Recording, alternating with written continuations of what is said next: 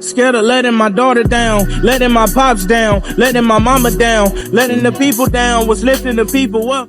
A world-famous quantum mechanics physicist gives this exact same speech about a groundbreaking, revolutionary idea that he came up with. Now, the thing is he's got the same chauffeur, and he goes to every single one of these stops with the guy. He's doing it 50, 60 times in a month. At one point, the chauffeur looks at the guy and he says, I love your speech. I've got it 100% memorized. How about we switch spots, and the next one, when we get to the next place, I'll go up on the stage, I'll give the speech. It'll mix things up. I promise you I got it. He gets up on stage, they trade caps, he's wearing a chauffeur cap, and he's in the crowd. The guy absolutely kills it. The chauffeur gives the best speech you've ever heard. The guy gets questions asked at the end, and one guy raises his hand. He goes, hey, I can't believe how silly that question is. I bet you even my chauffeur knows the answer. The entire point of this story is you have to really know the difference between somebody who knows what they're doing, often show what they're doing. Now, it's a really big problem in a lot of what's going on in not only our culture. So you can't just take things at face value because somebody was really well at articulating it and saying it.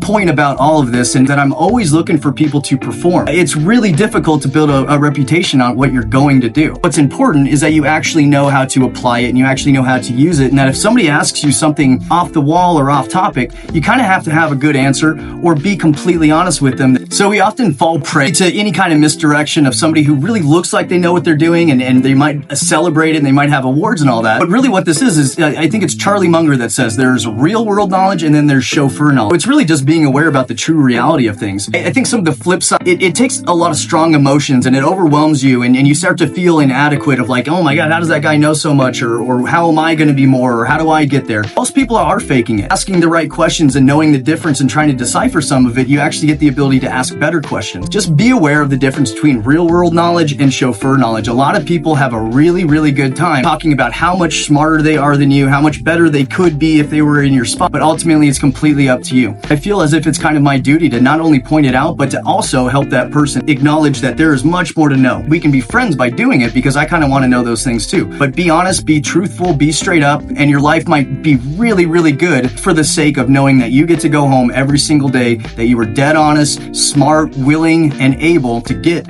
anybody that's around you to the next level, not just yourself. This is all selfless stuff. That's what I've learned most. I hope it helps. Good luck. Afraid of giving up, afraid of not doing enough. I'm afraid of change, I'm afraid of love. I'm scared of commitment and all the above. Afraid of wake